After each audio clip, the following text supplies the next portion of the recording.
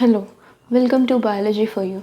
In this video, we are going to discuss the replication initiation in eukaryotes. In the series of videos, we have been discussing different concepts in molecular biology. In this video, we are going to have the basic idea, overall idea, how the replication will be initiated in eukaryotes. So basically, for our understanding, the replication can be the whole process of replication, that means the duplication of DNA can be divided into three stages: initiation, elongation, and termination. Basically, in the process of initiation, the DNA will get ready for the replication. That means the template DNA will be separated, the primers are going to be added, and to the primers the nucleotide addition to synthesize the complementary strand to the template strand will be started. That means until the first nucleotide will go and bind with the will go and incorporated in the newly synthesizing strand of the DNA, the replication initiation lasts. So until the first nucleotide is going to be added in the newly synthesizing DNA, the process is known as DNA replication initiation. So in the elongation process, the next stage is called as elongation, and during the elongation it proceeds, the addition of nucleotides will proceeds until the total DNA that is going to be replicated will be done. So until it reaches the place called terminus, that is the reason where the replication is going to be stopped, the nucleotide addition will be carried. So until that point, the process is called elongation, and the termination is the process by which the replication is going to be stopped. So here in this video we are going to discuss only the replication initiation in eukaryotes. So basically in eukaryotes it is a much complex process. If you compare with the prokaryotic DNA replication initiation, it's much more complex process. It involves many enzymes and employment of many DNA binding proteins so that the replication can be carried at right stage and only once per a cell cycle. So basically at right stage of the cell cycle, that is S phase of the cell cycle, the replication must be carried. So the preparations or prerequisites, some of the prerequisites that are going to be takes place in the given phase itself, but the proper replication will be started in the proper replication will be takes place in the S phase of cell cycle in eukaryotes. So basically how the DNA replication initiation will be carried. So in the previous video we already discussed the origin of replication in eukaryotes. So basically in yeast, which is well known example for replication process and all molecular biology processes in eukaryotes. So in yeast the origin of replication is known as ARS. So ARS is the place where the replication will be initiated, and in higher eukaryotes there are even in lower eukaryotes there are multiple origins or multiple ARS present in the all over the genome.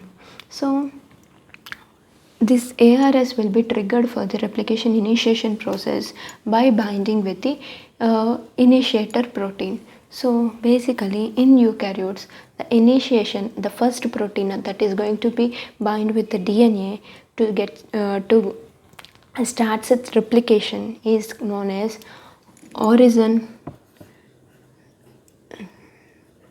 recognition complex. So this is the first protein that is going to be bind with DNA to initiate the replication, that is origin recognition complex, ORC.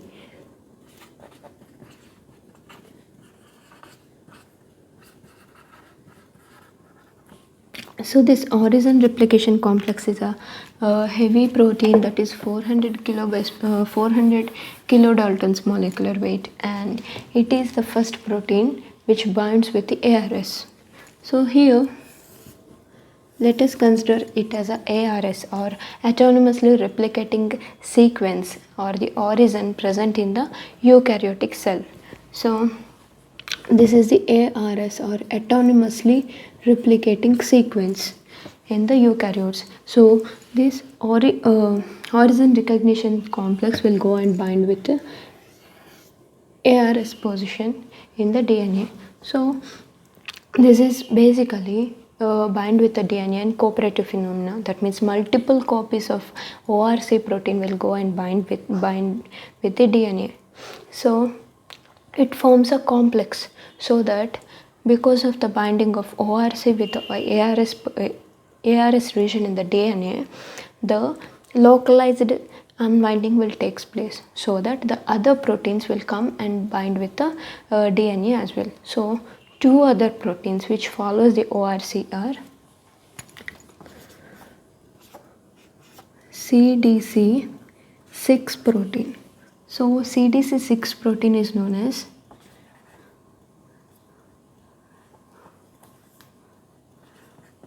cell division cycle 6 protein, and the other protein is CDT1 protein, that is CDC10 dependent transcript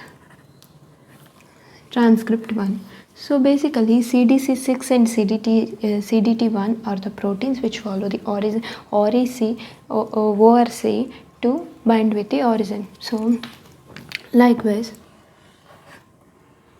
CDC6 and CDT1 will bind along with the ORC. So basically what will happen until here, the function of CDC6 is to bring the MCM protein,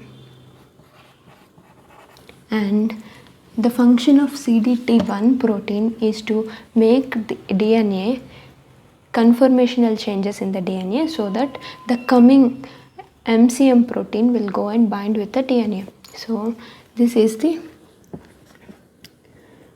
conformational changes in DNA, so that this MCM will come and bind with the DNA.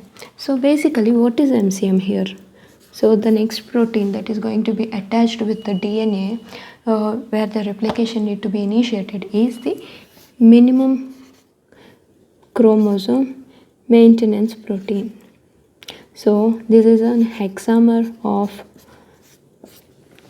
hexamer of identical subunits of 6 subunits, starts from 2 to 7, and this is known as mini chromosome maintenance protein. This mini chromosome maintenance proteins are MCM protein. The function of this MCM protein is helicase. So it acts as helicase. So what is a helicase? Helicase is the enzyme which breaks the hydrogen bonds present between two strands of the DNA to separate them into two single-stranded DNAs. So wherever this helicase or MCM protein will go and bind with the DNA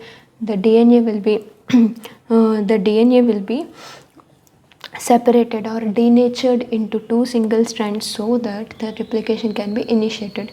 Because the replication, these two separated strands will act as templates where the primers will go and bind and replicate the DNA. So for the separation of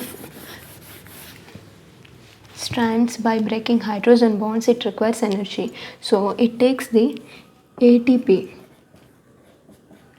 for breakdown of the hydrogen bonds present between two strands of the DNA. So until here, the MCM will go and bind with it.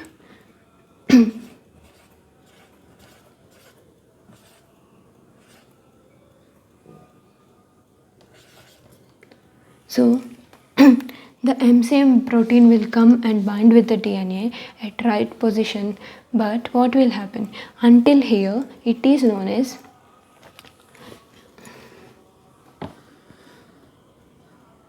pre-replication complex.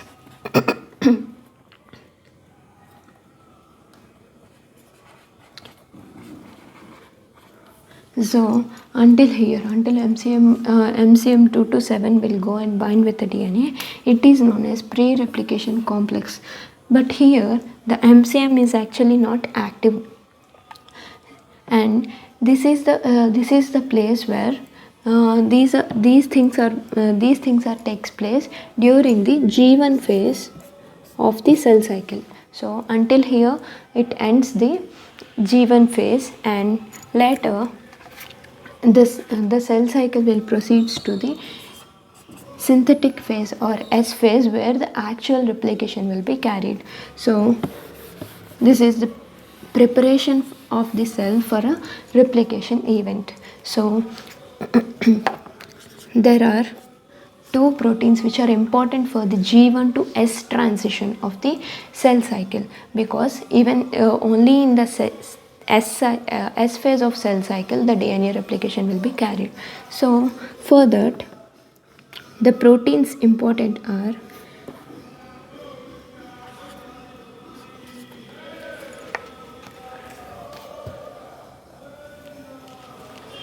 CDK and DDK. These two are the proteins that are important for the transition of cell from G1 phase to S phase. So CDK is known as cyclin dependent kinase, and DDK is DF4 dependent kinase. And the other protein will also act at the origin of replication at this stage is known as geminin. So basically these three are the kinases. This geminin kinase is also a phosphorylating enzyme. That means these kinases are the enzymes which add phosphate groups to the binding proteins. So basically what CDK will do? CDK is the protein which phosphorylate CDC6, and DDK is the protein which phosphorylate MCM protein, and geminin kinase is the protein which phosphorylate, which acts on ORC and CDT1. So what will happen? What is the consequence of phosphorylating all proteins in the pre-replication complex? So basically MCM, until it get phosphorylated, it is inactive. So once after addition of the phosphate groups to the MCM, it become active, and the CDC6 is the protein which deactivated by the phosphorylation. So addition of phosphates to the CDC6 protein will slowly makes it to dissociate from the origin. And also the same thing will happen with CDT1. Phosphorylated CDT1 eventually dissociate from the origin, and ORC will also be phosphorylated and it is no more active. So after phosphorylation of ORC complex or origin recognition complex at the origin, the further triggering of the origin for next round of replication will be stopped. Once after it got phosphorylated, it will stop the further initiation. So only replication will take place only at once in life cycle. So phosphorylation of MCM makes it active so that it will start breaking down of the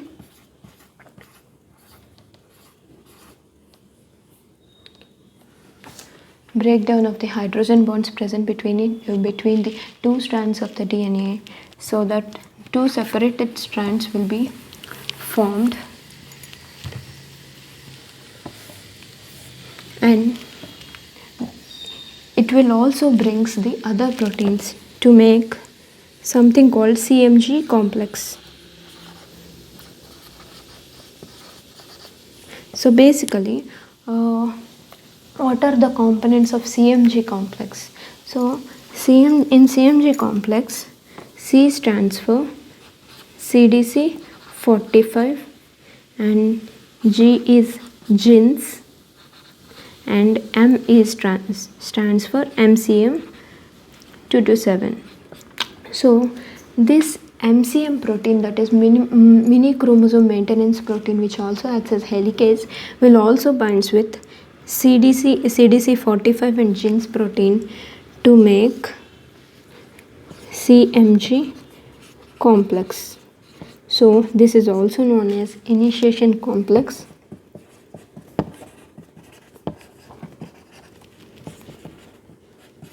So what this initiation complex or CMG complex will do? So basically this complex brings the other proteins that are also required for the initiation process. So this brings the proteins, the remaining proteins that are RP4 and MCM10 RP4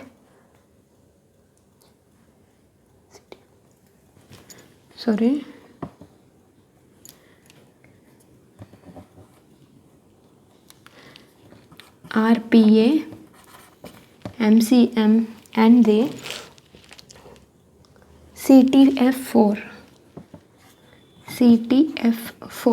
These three are the proteins which brought by CMG complex, that is also known as open complex. So what are the functions of these three proteins? So basically here RPA protein it acts as SSB protein or single strand binding protein. So after the helicase activity, the two strands got separated so that single strands are formed, but they have tendency to rewind and to make hydrogen bonds again between them. So in order to stop rewinding or re-annealing process, SSB proteins will go and bind with the two separated strands of the DNA to stop re-annealing. So this RPA protein is SSB protein, stops the re-annealing.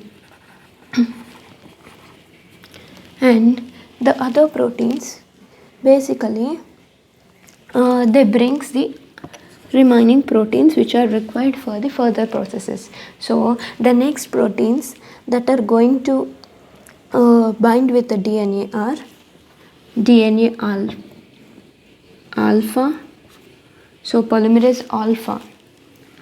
So once after the helicase is separated, the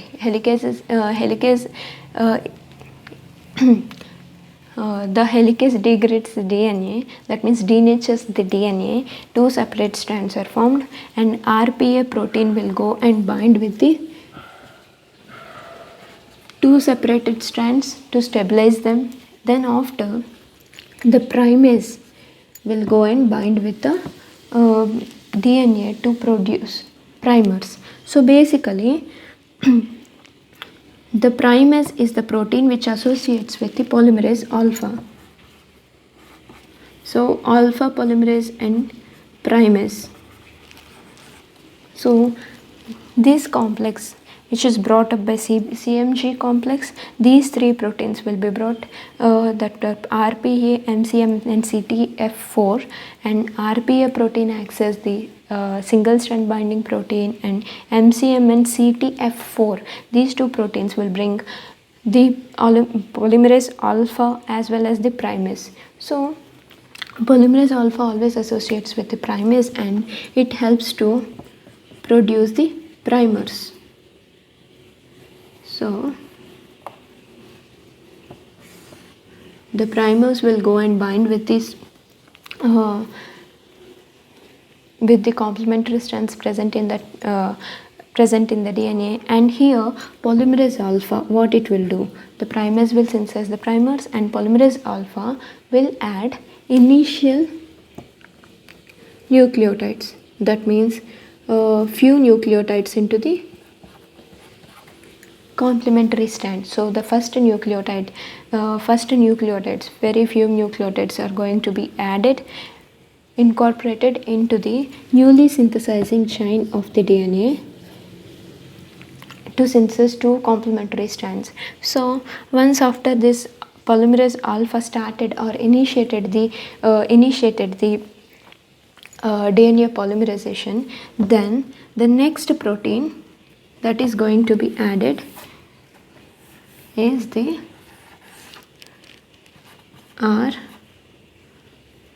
RPF RFC. So what this RFC will do? Here RFC is the protein which brings the pCNA protein. So RFC here acts as a clamp loader.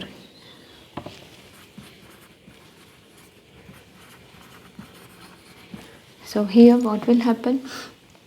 Once after the polymerase alpha added few nucleotides into the growing chain of the DNA, then actually the polymerization must shift from initiation to elongation. So during that process, the actual polymerase, that is the leading strand and lagging strand polymerizing enzyme, so the main replicative enzyme must be loaded onto the DNA. So for that, first the clamp will be loaded. So the sliding clamp in the eukaryotes is known as pCNA.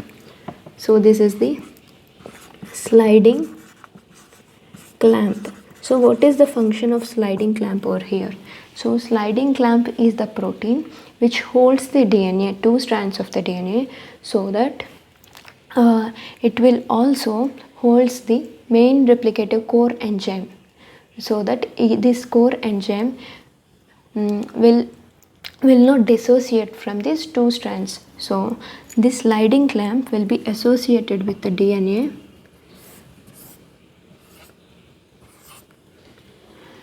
like a ring. It will associate with the DNA and makes this clamp, so that it will run along the DNA strands, two separated DNA strands. As it runs along the DNA strand, it will also holds the core enzyme to act on the DNA strand, so that the replication will be proceeded from 5' to 3' direction. So that is the function of sliding clamp. But this sliding clamp must be loaded by the other protein called clamp loader. So in eukaryotes, clamp loader is known as RFC and the sliding clamp is known as pCNA.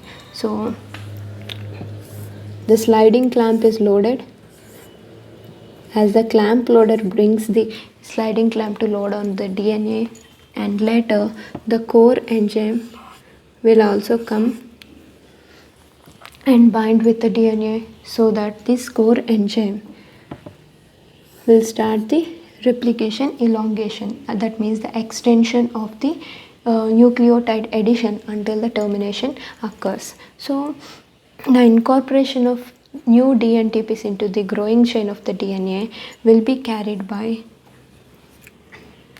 delta polymerase. This is the main replicative enzyme in the eukaryote. So until here, until this process, until the loading of delta polymerase, this whole process is known as initiation of replication in eukaryotes.